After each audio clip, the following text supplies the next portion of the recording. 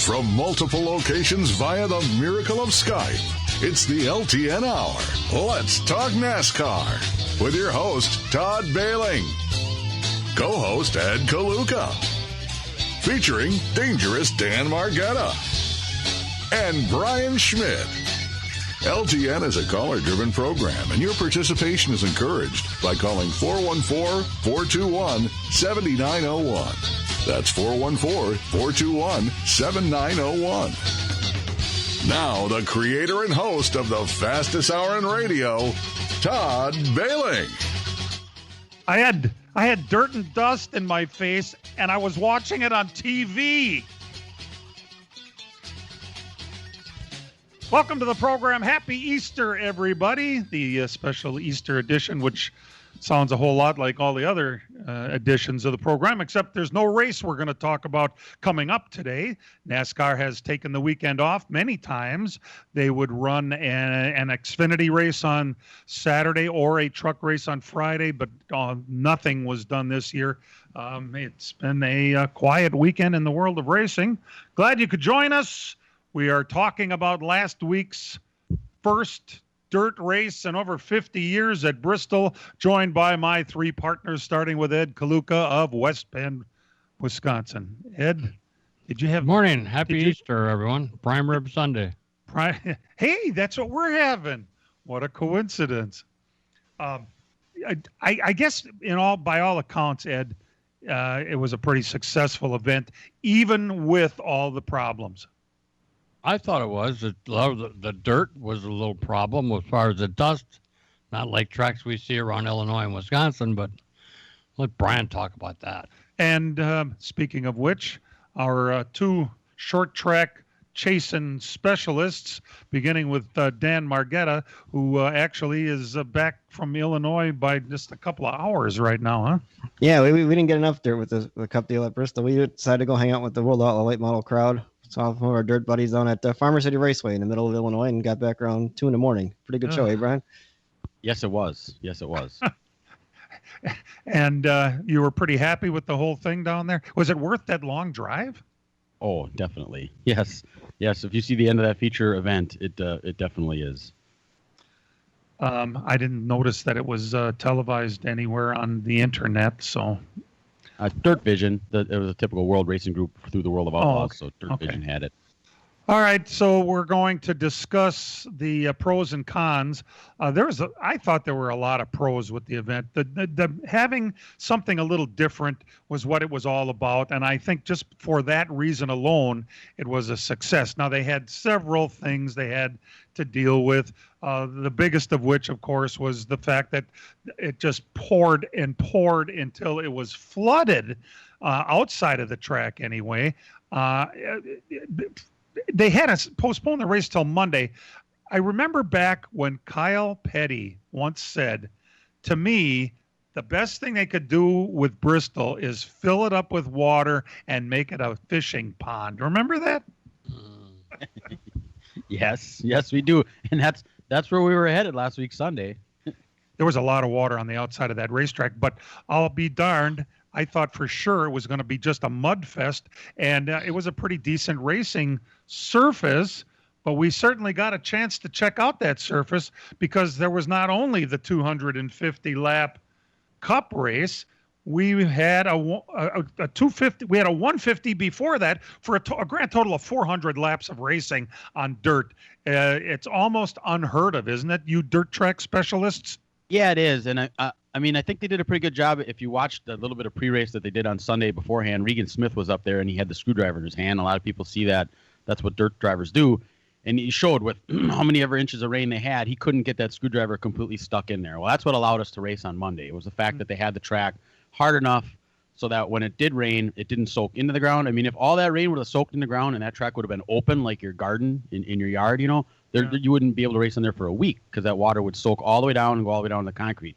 They had it packed hard enough that allowed most of the water to run off, and that's what allowed us to race on Sunday without it being so rutted up. So I think that was the first thing that they did that was wonderful and allowed us to race on Monday. But the 400 laps on there, I mean, I think the track held up extremely well for those amount of laps. I mean, they had that 2-hour break in between the truck race and the Cup race, and that allowed them to scratch the surface down a little bit. I think they went down maybe a half an inch to an inch just to get some of the black off the top, but they didn't go real deep and water it in a lot, and that's why it did eventually slick off. But if they would have done that, it would have taken a lot longer to get the track ready to go again for the next race. The farther down you dig it, the more you got to pack it in. So most tracks...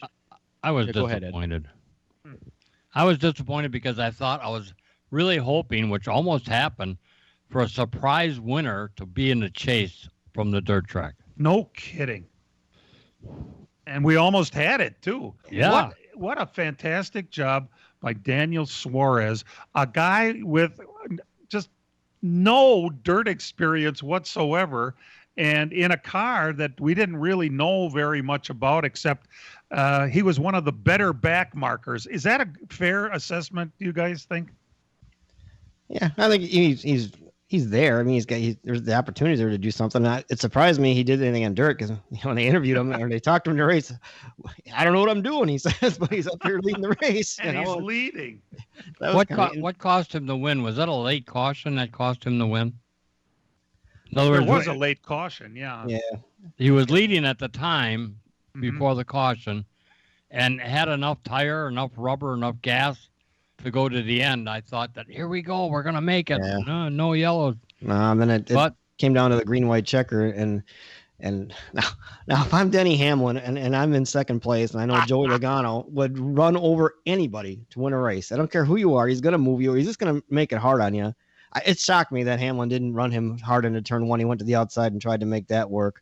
All day long, the outside wasn't there. The way to win that race was to, you don't have to wreck the guy, but make him go into turn one about 5 miles an hour quicker than he wants to go to move him up and get around him. And he didn't do it.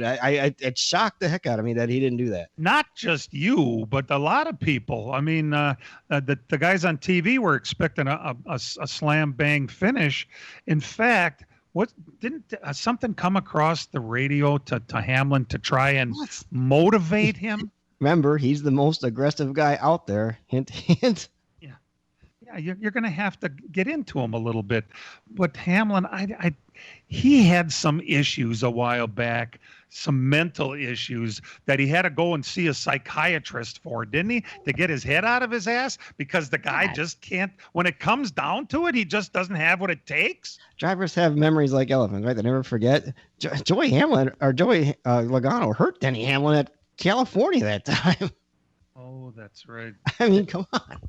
That situation there seemed to me like, if a lot of these guys say they've been watching a lot of video of dirt races, it almost appeared to me that Denny was watching too many videos of dirt races, because on a dirt race, on a normal dirt track, if you're late models or sprint cars, oftentimes you'll see the guys under caution with a couple laps to go, run around the top, try to pack that in and think they can get a run on it. Now, Bristol was in no way, shape, or form able to do that with those cars because the cushion wasn't big enough and there wasn't enough there, but that looked like a scenario where he thought, all right, I'm going to be the hero. I'm going to go to the high side and I'm going to motor around him on the restart and look like a hero. And, well, it didn't work. But you see that often on dirt tracks, especially late in the game, and it does work. But that's also at night and not after 400 laps of competition. Well, that's we're going to get into that a little bit. There are several factors that made it into the race. The race itself, I thought, was a pretty wonderful event from top to bottom. They did it. They managed to pull it off. It wasn't easy. They had to deal with weather. They had to deal with track conditions. They had to deal with inexperienced drivers on dirt. Or we could have the second best dirt driver alive, Christopher Bell, who spun and took out the best dirt track racer alive. What was that all about? Christopher Bell, should he have known better, or is that just me having too lofty expectations for a guy that all we did was hear about how great he was on dirt? That's a different vehicle that he's in. I think that's what it was.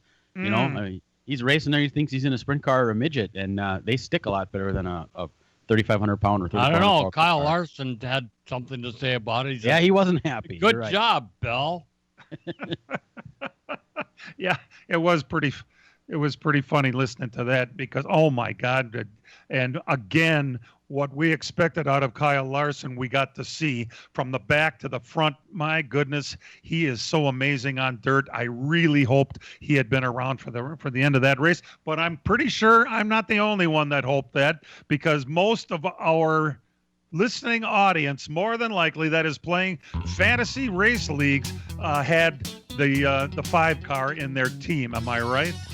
Yes.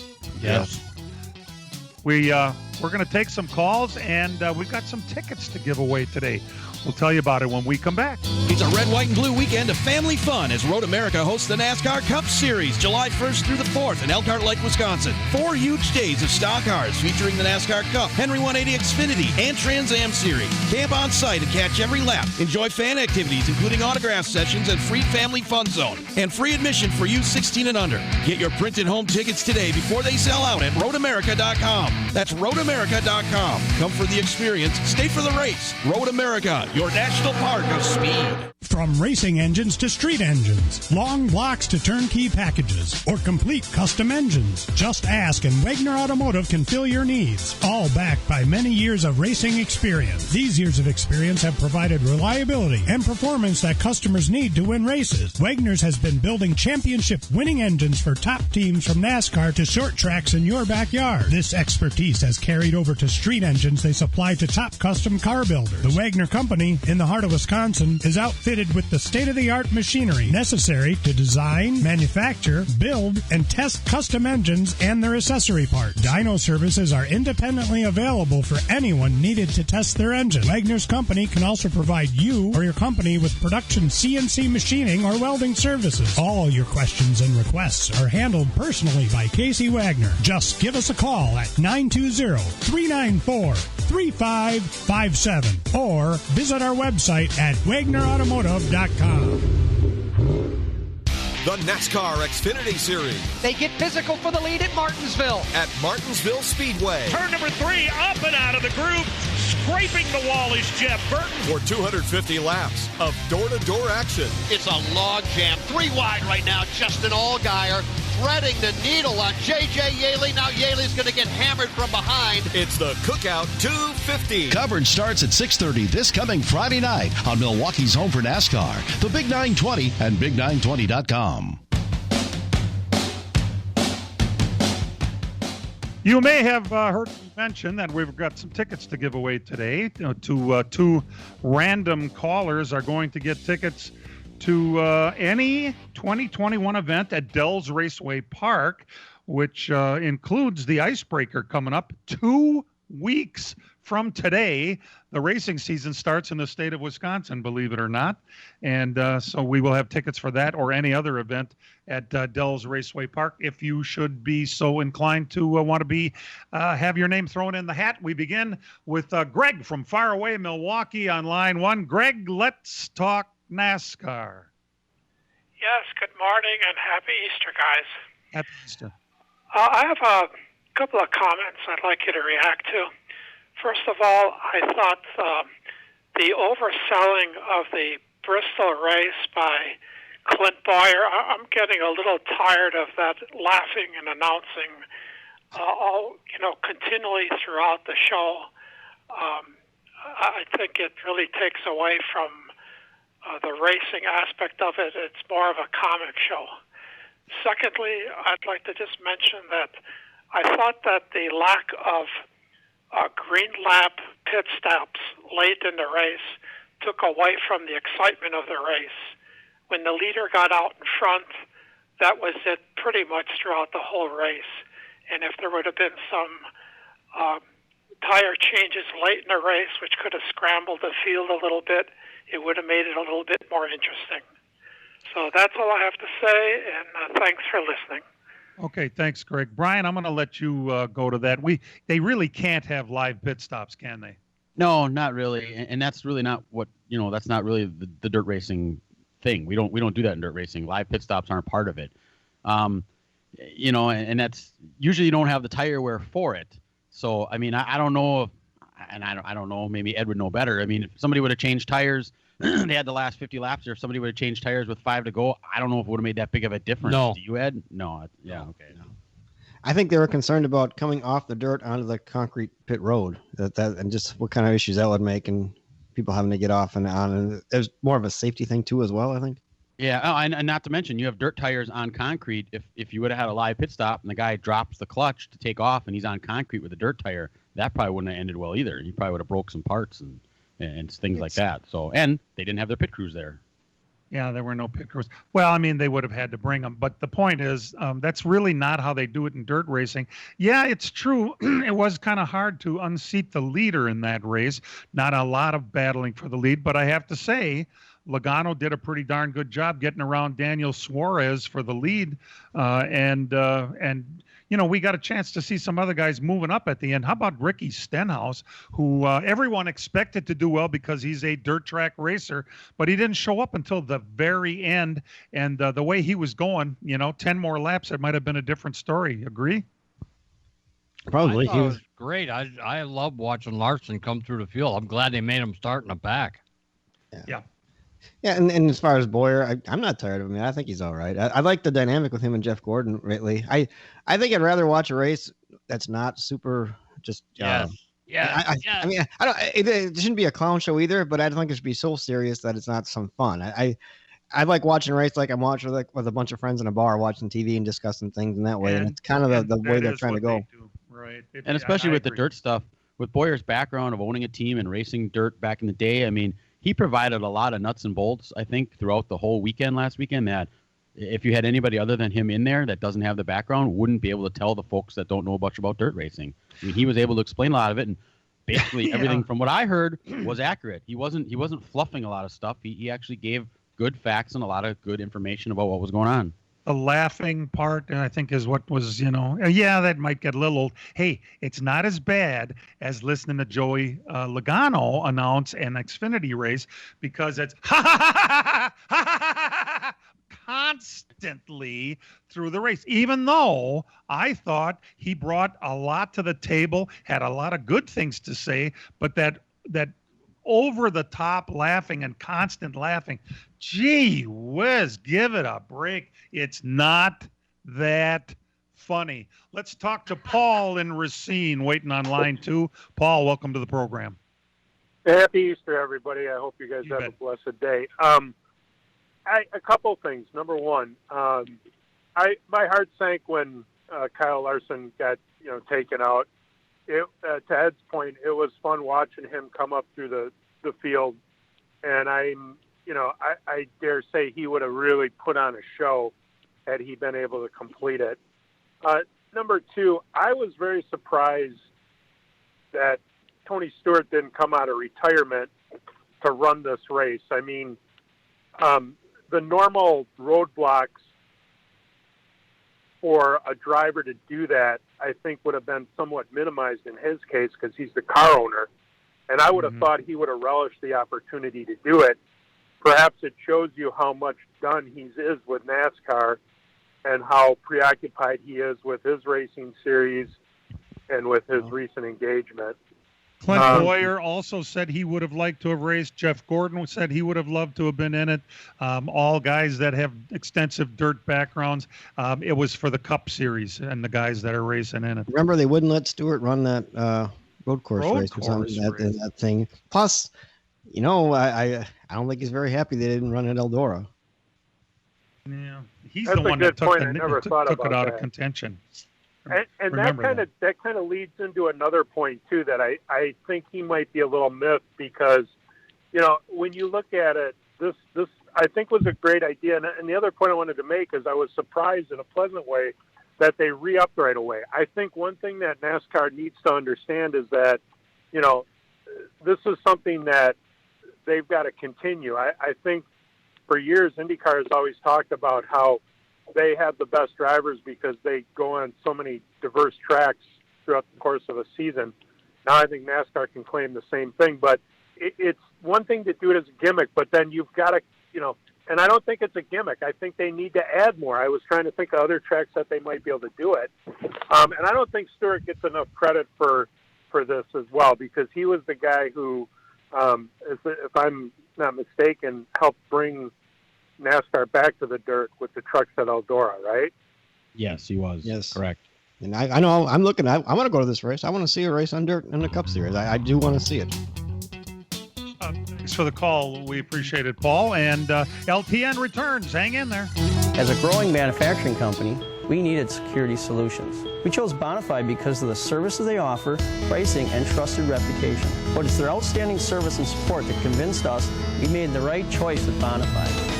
When businesses need security, they contact Bonafide Security Solutions. From locks and alarms to safes and surveillance, we do it all. We are Bonafide. We protect what you value. For your free security survey, call us today or visit bonafidesafe.com. Miller Sales and Service is the Midwest's #1 Bravo trailer dealer for customer service and satisfaction. Serving the area since 1939, Miller's is located on the corner of Highway 57 and K in Random Lake. As the Midwest's #1 Bravo trailer dealer, Miller's has all kinds of Bravo trailers from 8 feet to 48 feet in stock. They also have a selection of B&B utility and dump trailers, reliable and Chilton open aluminum and steel trailers. With over 50 pre-owned low-mileage cars, trucks, and SUVs, Miller's has just the vehicle you are looking for. Miller's also carries a full line of Alumacraft boats and Manitou pontoon boats, complete with Evinrude outboards. Why not buy from racers who know what racers want and need? With Miller's Sales and Service on the corner of Highway 57 and K in Random Lake. Call Jerry, Tom, or Brad Miller today at 920-994-4358. That's Miller's Sales and Service, 920-994-4358. Spring is in the air, and PMF Landscape Supply in West Bend has everything you need, with fresh mulch arriving daily, from premium hardwood mulch to hemlock and pine bark to Enviro mulch in red, gold, chocolate brown, and black colors. PMF also has a large variety of decorative stone and granite, as well as field stone, topsoil, and compost. For all your landscaping needs, visit PMF Landscape Supply, 5470 River Road in West Bend. Call 262-338-8800 or visit pmflandscape.com. Friends of racing for many years, PMF Landscape Supply in West Bend. The NASCAR Xfinity Series. They get physical for the lead at Martinsville. At Martinsville Speedway. Turn number 3, up and out of the group. Scraping the wall is Jeff Burton. For 250 laps of door-to-door action. It's a log jam. 3 wide right now. Justin Allgaier threading the needle on J.J. Yaley. Now Yaley's going to get hammered from behind. It's the Cookout 250. Coverage starts at 6:30 this coming Friday night on Milwaukee's home for NASCAR, the Big 920 and Big920.com.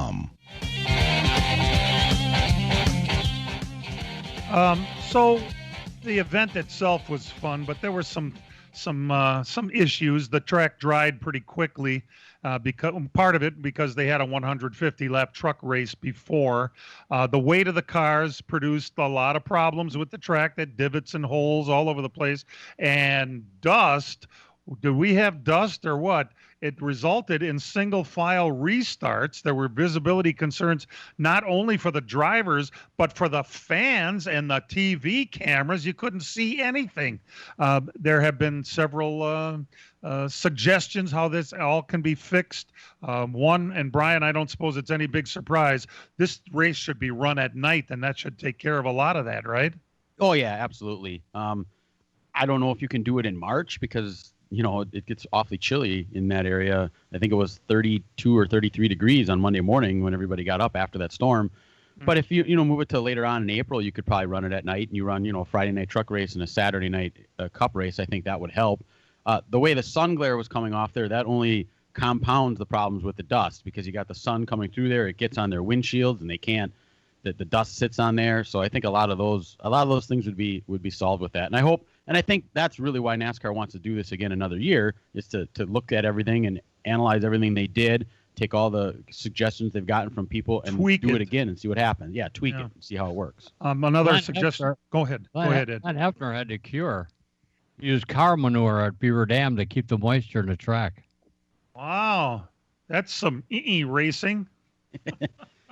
Yeah, I mean, just during the day, I've been to, thousands of races in my life, and I have not seen really any daytime races when the sun is out where you're going to have a really good success. I mean, one of the best dirt races I ever saw during the day was in Lawrenceburg, Indiana in 2009, but it was cloudy and cold, so it's basically like you're running at night because it wasn't drying. So the entire process was a $2 million event to get the dirt brought in there. 2,300 truckloads of the topsoil, from what I understand. Now, that might have been all the soil instead of just the topsoil, but gee whiz, why on, off?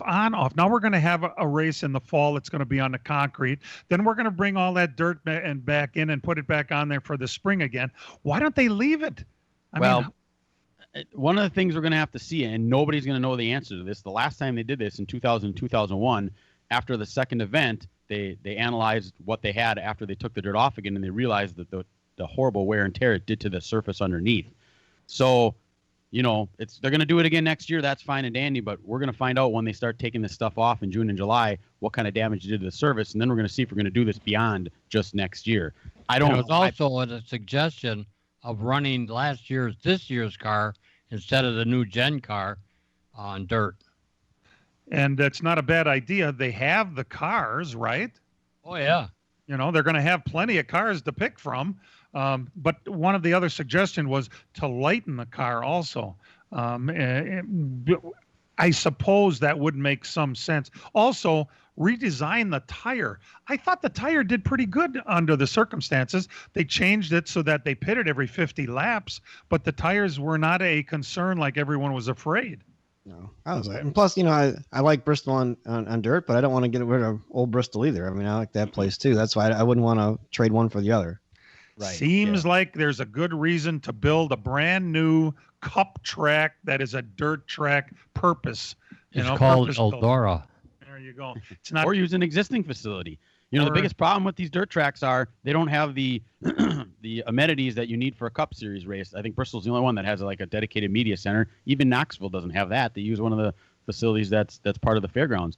People have been floating out there. Well, North Wilkesboro is still sitting there. It's got lots of seats around it. The surface is garbage because it's been grown on. Put dirt over that thing. Yeah, it's about the market too, though. They don't want to be racing. And I think if they were going to build a track, I don't know. That's another whole can of worms we could talk about in the future. If you'd like to participate in the program today, our number is 414-421-7901. Bob in West Dallas has been waiting. Bob, welcome to the program. Thank you. Happy Easter, everyone. Thank you. Yeah, you guys covered pretty much everything I was going to say. I guess Brian can kind of elaborate on the track surface, because I think that's the key thing about that whole race is the track. The talent in the cars were fine, but I think the track surface, yeah, they got rained on. Nobody planned on that, but I think realistically, it held up pretty good. Yeah, it did. And that's a lot of people were complaining that red clay isn't the right thing to use, so to speak. Oh man, that stuff's sticky. Holy cow! Yeah. Sand in it. It was, but that's good. That's good racing clay. I mean, if you talk to track promoters across the country and ask them ideally what type of material they want, I mean, the Knoxville black dirt would be number one, obviously, but number two would be what they had there at Bristol, that red clay. Yeah, sticky clay with sand in it. It's durable, got grip in it. Yep, and when it has the proper moisture in it, you're not going to get the horrible tire wear that you have. Again, it goes back to racing during the day versus racing at night. Yeah, it's a combination, too, of the tires and tracks. So maybe, like you said, next year they'll have a different tire and be a better plan. That's it. Hey, we appreciate the call, Bob. Hey, all right, Brian, you know what's interesting there is that's the exact opposite of what I had been reading from supposed race writers across the country who said the big problem was that there was too much sand in the soil and that it didn't make for a good racing surface. And you're saying the exact opposite. Yeah, I mean, that's the difference between actual, dirt track people and regular writers that probably don't know a lot about dirt track racing. I mean, a lot of the dirt track things that I've been reading on there, they said that's a great type of material to have. Again, as I said, when you're racing during the day and it gets that dry, you're going to have more tire wear. But, I mean, watching the stuff the week before when the actual dirt cars were racing on it, the racing was outstanding for a high-banked, high-speed track like that. I got to love our listeners. And a Jim on Facebook just said, we should cover the Iowa Speedway with dirt and just leave it. Wouldn't that be the perfect 3/4 of a mile track in the middle of Iowa? It's awfully big. I don't know. It is. But remember, back in the day, the USAC stocks would run down at Springfield, and that was a 1 mile track. So, yeah, it would be almost too big, though, you think, huh? Yeah, I mean, if you want to use it for all, just the NASCAR possibly, but if a dirt track wants to be, all these other series are going to want a piece of the pie also because that's their bread and butter, and you're not going to see anybody else racing on a track that big. Lots of things to get put into the memory banks for next year, and I'm sure they're going to do a great job of getting this thing figured out, and every subsequent race is going to be better. I'm going to remind Matt that it's time for a break. Just like last week at the bottom of the hour, we're going to return as soon as we make sure this is actual break time on LTN. It's a red, white, and blue weekend of family fun as Road America hosts the NASCAR Cup Series July 1st through the 4th in Elkhart Lake, Wisconsin. 4 huge days of stock cars featuring the NASCAR Cup, Henry 180 Xfinity, and Trans Am Series. Camp on site and catch every lap. Enjoy fan activities including autograph sessions and free family fun zone. And free admission for youth 16 and under. Get your printed home tickets today before they sell out at roadamerica.com. That's roadamerica.com. Come for the experience, stay for the race. Road America, your national park of speed. As a growing manufacturing company, we needed security solutions. We chose Bonafide because of the services they offer, pricing, and trusted reputation. But it's their outstanding service and support that convinced us we made the right choice with Bonafide. When businesses need security, they contact Bonafide Security Solutions. From locks and alarms to safes and surveillance, we do it all. We are Bonafide. We protect what you value. For your free security survey, call us today or visit bonafidesafe.com.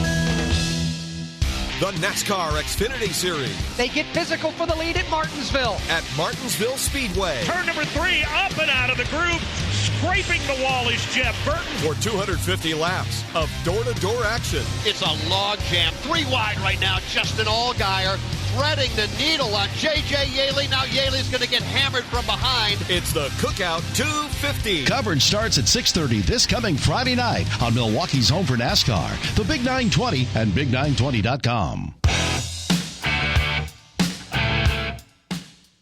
Welcome back to the program. Nice of you to join us. We're talking about last week's event, the first dirt track race in the Cup Series of NASCAR in over 50 years. And there were positives. There were some negatives, but I think that the positives far outweighed the negatives. Even having it on a Monday, I thought was a pretty darn good event all the way around. TV ratings, by the way, were up. Last year, it was on the concrete surface, and it was televised on FS1, and it was on Sunday. This year, the dirt race shown on a Monday was on the big network of Fox, and the ratings were up by 6%. How about that? That's pretty cool. And with that, let's talk to Larry in Milwaukee, who's been waiting. Hi, Larry. Hi, Larry. Good morning, guys. Happy Easter. Eddie handled the first question I had, and that was about what will they race the new cars at Bristol on the dirt next year. But one thing I wanted to mention was Marcus Smith of SMI, Bruton Smith's son. He's the head guy now, Marcus. He was on Dale Jr.'s show, and he made 2 really interesting comments. Number one was some of the dirt that was used on the track this year was the dirt that was there 18 years ago when the World of Outlaws raced. They took that dirt and put it somewhere on the property and reused some of it. And the other thing that came up in the conversation was they were talking about North Wilkesboro, and Marcus mentioned that SMI has not given up on North Wilkesboro. And I can't remember which one of your fellows it was, maybe Brian, that said something about North Wilkesboro. That might be a possibility of seeing that's SMI track, and they said they haven't lost total interest in it. Marcus Lemonis bought it this week, didn't he, guys? I don't know for sure. I know they made that comment about not being done with North Wilkesboro, and then Marcus Lemonis said something like, talk to me kind of thing.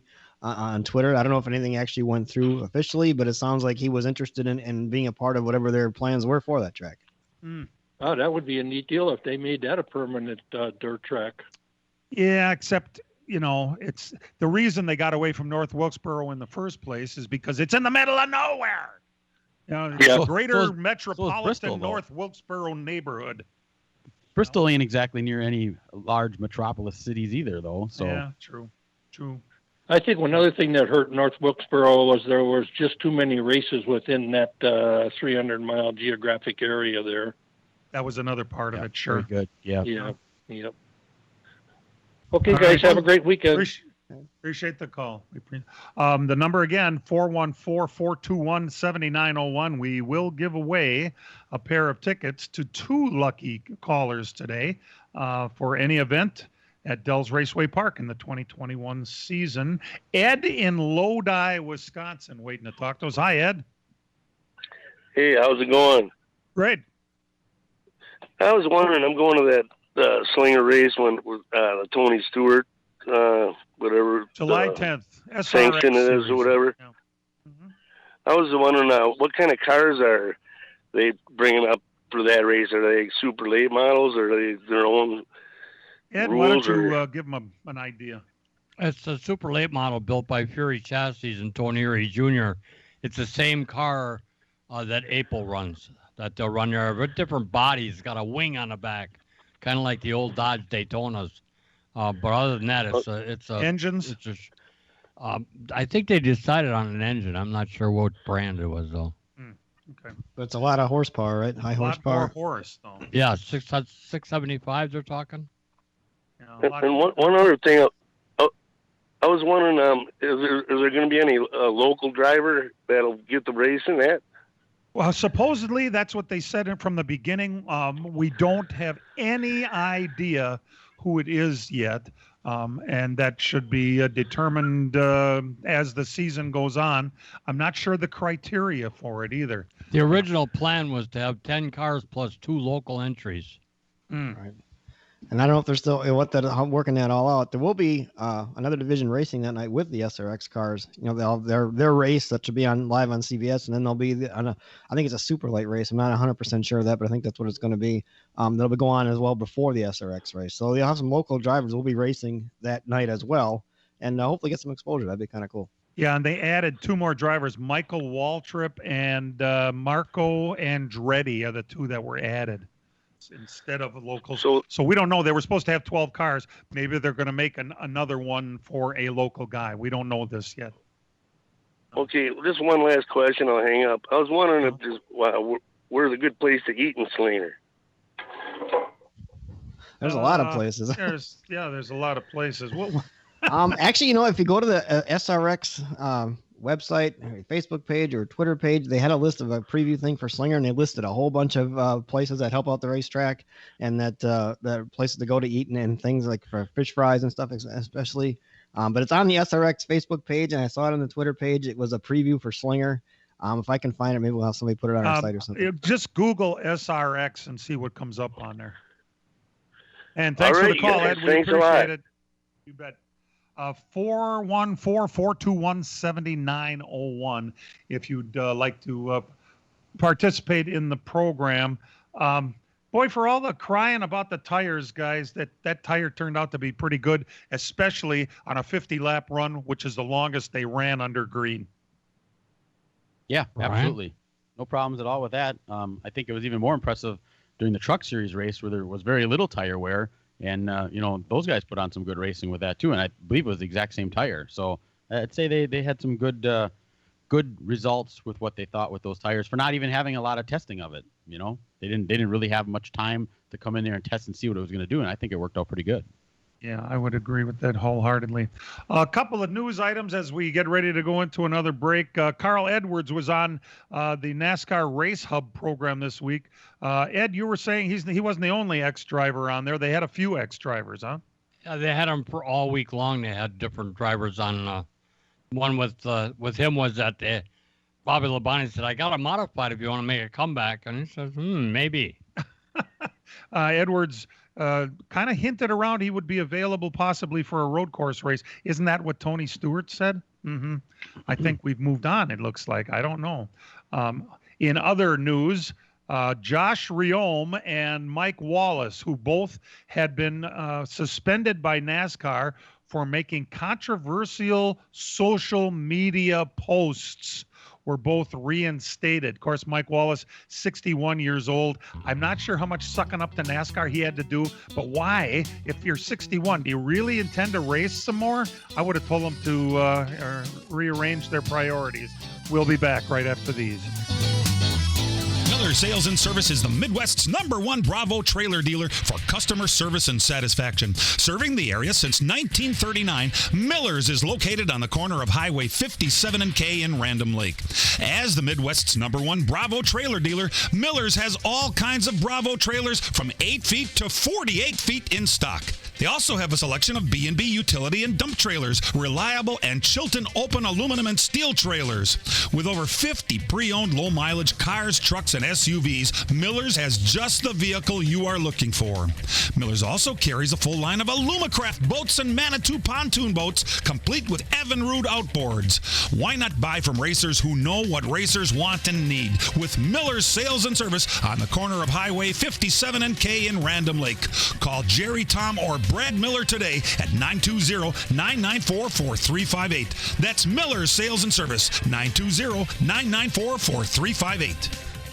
It's a red, white, and blue weekend of family fun as Road America hosts the NASCAR Cup Series July 1st through the 4th in Elkhart Lake, Wisconsin. 4 huge days of stock cars featuring the NASCAR Cup, Henry 180 Xfinity, and Trans Am Series. Camp on site and catch every lap. Enjoy fan activities including autograph sessions and free family fun zone. And free admission for youth 16 and under. Get your printed home tickets today before they sell out at roadamerica.com. That's roadamerica.com. Come for the experience, stay for the race. Road America, your national park of speed.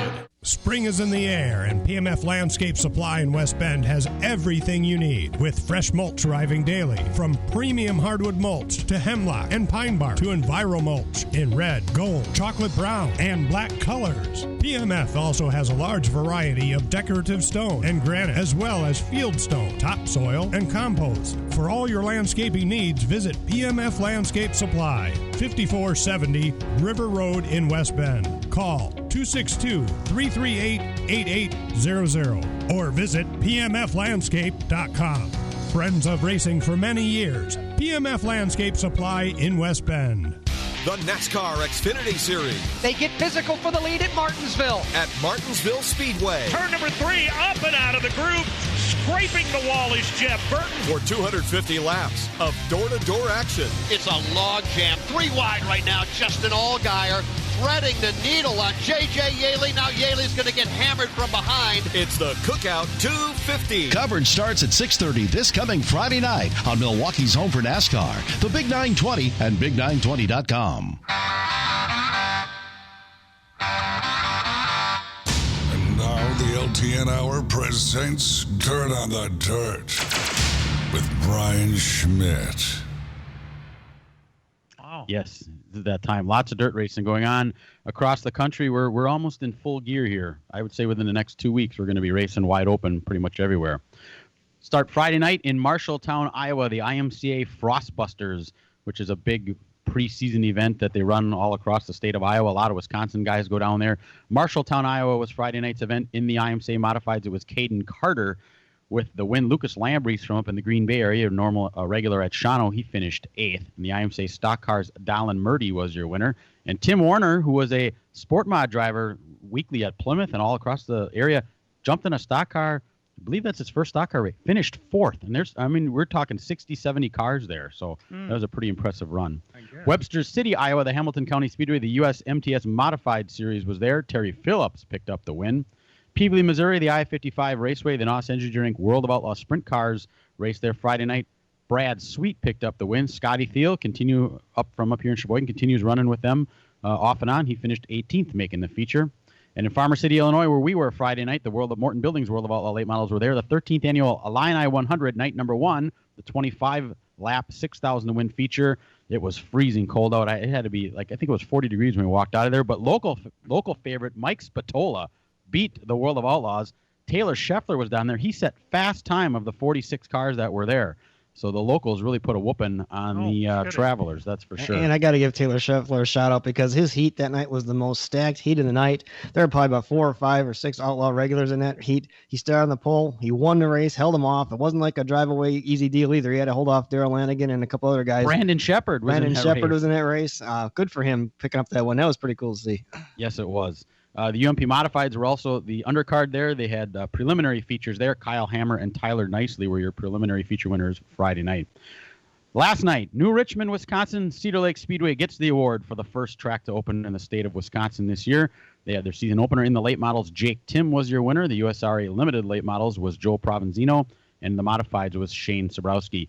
Boone, Iowa, the IMCA Frostbuster there. The IMCA modified feature winner was Ethan Broxma, and then the IMCA Tim Sarneski was there. He finished 14th as the top Wisconsin finisher. In the stock cars, Devin Smith was your winner. Jordan Ross from Oshkosh finished 7th as your top Wisconsin finisher there. Night number 2 for the USMTS Modifieds in Webster City, Iowa. Dustin Sorensen picked up the modified feature winner. He also dabbles with the late model. I believe he won a Dirt Kings race last year out at Mississippi Thunder, so he's getting it done. Both Kenny Wallace was also there with his UMP car, and he finished 16th in the main event there.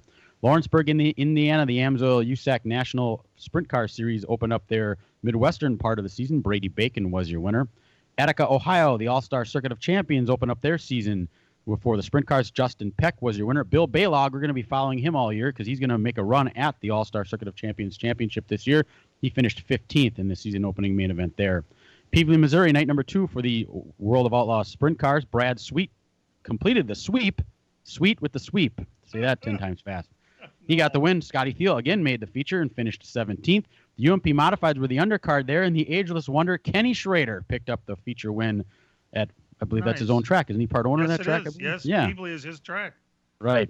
And finally, last night, the final night of the Illini 100 at Farmer City Raceway, 75 laps for the World of Outlaw Morton Buildings late models, $20,000 to the winner.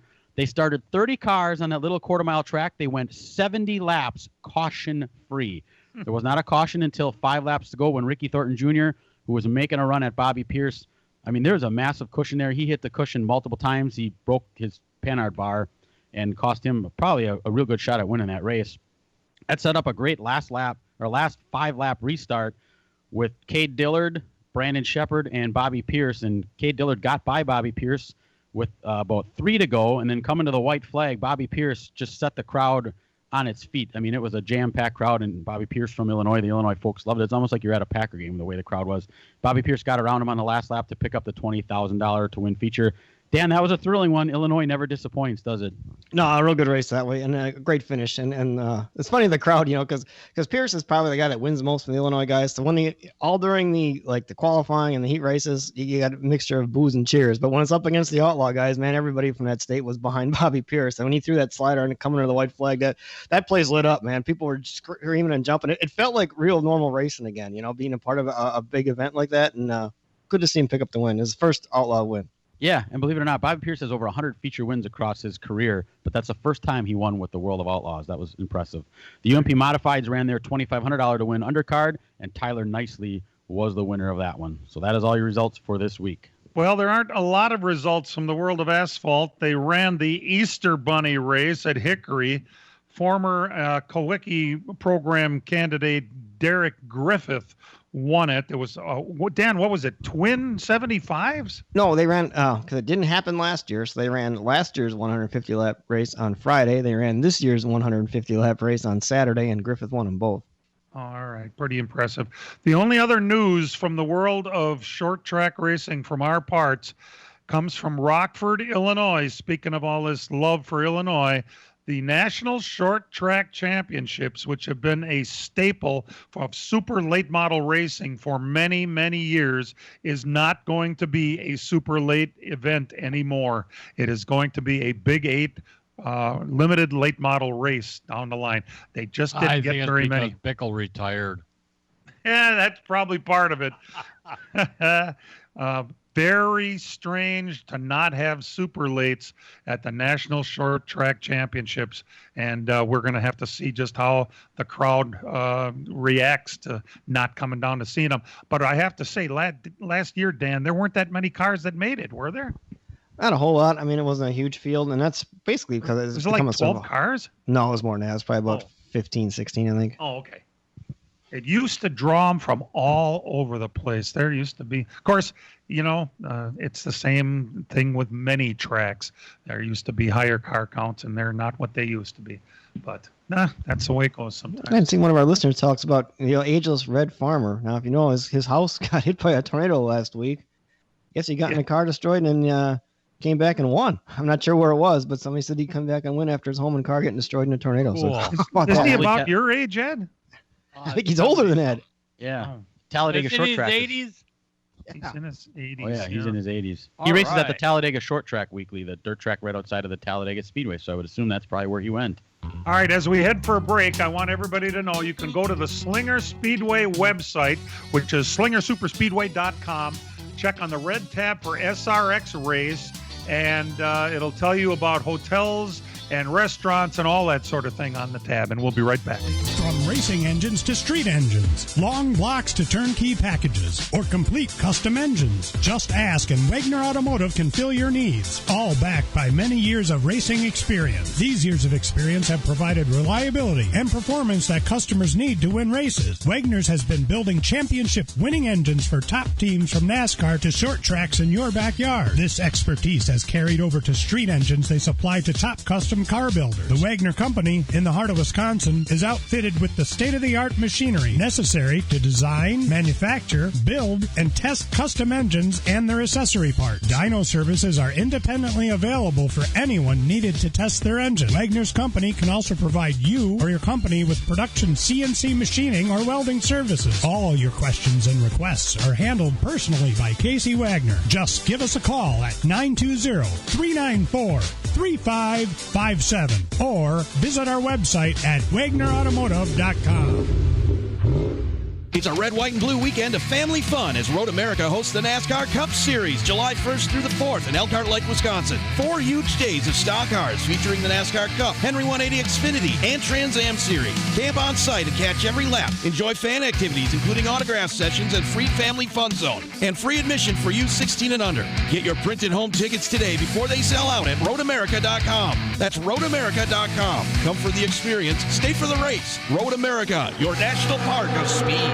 This week on NASCAR Live, Bristol winner Joey Logano joined the show. To be able to win on the dirt for the first time in 50 years is something that, I think as a team we take a lot of pride in, being able to try to figure it out first. And we obviously had a very good show, Pennzoil Mustang, and we executed the race very well on top of that. NASCAR Live comes your way this Tuesday night following Jim Trado and Racing Roundup. Coverage starts at 6 o'clock on Milwaukee's home for NASCAR, the Big 920 and Big920.com.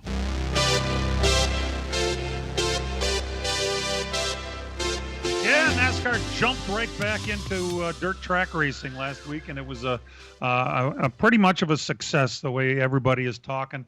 Let's talk to Jeff in Edgerton, Wisconsin, and see what Jeff thinks. How you doing, Jeff? Real good. I enjoyed the race. Wanted to know, if all of the practice events and heat races would have been run, how could that have improved the race?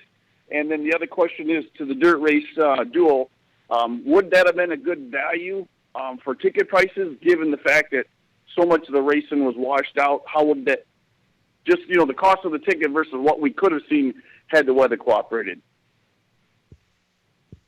Well, the only thing I would say is it would be your truck ticket deal, because the truck day, it was the day you had all the heat races and everything. But NASCAR kind of did those people a solid also by allowing anybody who had a truck ticket, not a cup ticket, to stay in the stands on Monday and watch both. And then vice versa. If you just had a cup ticket and you didn't have a truck ticket, you got to see both also. So I think they did a solid for everybody there and gave them their value for what they paid. I mean, if you had both tickets, obviously, then you lost out on a little bit. But I think the heat races would have shown us, you might have mixed the field up a little bit more. Maybe you would have had some of those back marker cars running in the front a little sooner instead of having the back marker cars start in the back and stay in the back like Mike Marlar and Shane Golobic and those guys. Might have helped my fantasy league.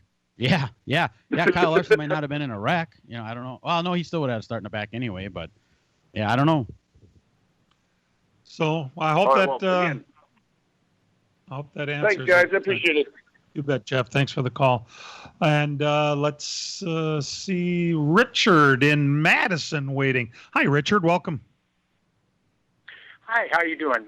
My Excellent. question has to do with Road America, and if there's still talk about shortening the racetrack during yellow flag cautions in order to speed up the race, and how they might implement that via timing and scoring, because the cars would run through an area where the transponders would not be picking them up. And so I wonder what they've got in mind and if there's still talk about that. Yeah. I don't know if they're going to shorten the racetrack. I think what they're talking about is having a pace car pick them up. Instead of waiting for them to come all the way back around and pick them up by the pit road, maybe you can have the pace car can pick them up out of turn 5, which is about halfway through, which you cut down on some time as far as, you know, you don't have to wait nobody the whole ever gave extra us lap. the idea they were going to do this, though, did they? I think there was some talk about doing it, and they may have tried it on other road courses in the past, just because it takes a whole extra lap to go pick the car up, and then you got to run another lap, and Road America laps are kind of long Makes in time. a lot of sense. You know, but if you pick that field up out of turn 5, halfway through, you just cut that whole lap coming back around, and that would save some time that way. So I don't know if you're since shortening the racetrack, it's just that where the pickup is from the pace car is quicker than having to wait for them to come all the way around. And I believe they experimented with that several years ago with an Xfinity race. They had like 3 different pace cars. They had one at pit entrance. They had one where Dan said was turn 5, and I thought they put one back in the motorcycle chicane back there also, so they could pick them up on the back stretch. And I remember them doing that, and I thought they had success with it. And I don't know why they haven't done it since, but I think when they race at Circuit of the Americas, that's like a little over 3.5 mile track. I think we'll know there because they're going to probably have to do something there because it's the same thing. It's a really long lap. And I would think after that Circuit of the Americas race, we'll have a better idea what they're going to do when they get to Road America also. It's the same track they would shorten like they do for the stadium trucks. Can you imagine how long those segment cautions are going to take? Well, not if you pick them up halfway like that. And you're right. Yeah, and they combine a couple of things. Like, you know, other tracks, they'll be like, okay, lead lap cars pit here, other cars pit here. Well, you can combine that into one. You don't have to. Yeah, they call it extra quickie lap that yellow. way. Every yellow would be a quickie yellow. That would be great if they did that. Yeah, Richard, thanks for the ideas. That was pretty good stuff, no doubt. Gentlemen, they tested, and Ed, you know this. They tested rain tires at Martinsville this week. What do they do? Just have water trucks out there spraying the track down, and then a couple of drivers try these tires out? Yeah, Kyle Larson was out there testing the rain tire at Martinsville, and it was a good test, but now Goodyear is concerned about having enough tires built in this short period of time to have wet tires for the entire field. It's not the first time they've done that. I was at Martinsville in 1995, and it was pouring cats and dogs and like puddling up. They were, in fact, the puddles are so deep in the back part of the garage. Guys were stacking up tires, and we were jumping around sets of tires to avoid having to, sink in the puddles to get to places. And we were standing. I was under Earnhardt's tent because they didn't have a garage. They had tents, and I think Ed one year, I think it was Michael or Scotty was working for Earnhardt, and Terry Labonte was next door with the Kellogg's car, and we saw all the officials talking to Terry and everything. We didn't know what was going on, and they all walked away, and Terry came by, and somebody yelled, "Hey, what's going on?" He's like, "They want me to run on this stuff." He didn't say stuff, something else. And they went out and they ran rain tires in the pouring rain, and it didn't go so well. I'm not sure how honest of a test Terry gave him because I don't think he wanted to do it. He was like way off the throttle on the straightaways and stuff, but the car was out there. The Kellogg's car was going around out there in the puddles, and it was like, what is going on here? So it has brought a set just for that purpose, I guess. Huh? It's when they were running them on the road course. I think they ran them out in that race in Japan. Didn't they have rain tires out there that time too? It was for the road course thing. So they had some there, and then we're going to see what it would do on an oval. All right, let's see here. That music tells me that it's time to name 2 winners of a pair of tickets each for any race all year long at Dell's Raceway Park. Congratulations to Bob Hamill of West Dallas and Jeff Messer of Edgerton, Wisconsin. You are going to get a pair of tickets in the mail. So thank God for the Postal Service. And thank God for our listeners here on Easter Sunday. Glad you could all tune in and make us a part of your Easter Sunday. My goodness. Next week, we're going to race at Martinsville. Can you believe it? I mean, that's awesome. Hey, before we go there, anybody going to show a picture of Logano to win that dirt race? Oh, yeah, you got lucky. Hey, real race cars have doors, even if they do climb in through the windows. Let's Talk NASCAR is produced and directed by the aforementioned Dangerous Dan Margetta. Our in-house engineer, website coordinator, and king of the knobs is Matt Hangover Losi. Thanks for tuning in. We'll see you next week. This program has come to you live from multiple locations via Skype. Any and all comments expressed on this show do not necessarily express the opinions of this station, its employees, or advertisers. Your comments are always welcome at mail@ltnradionetwork.com.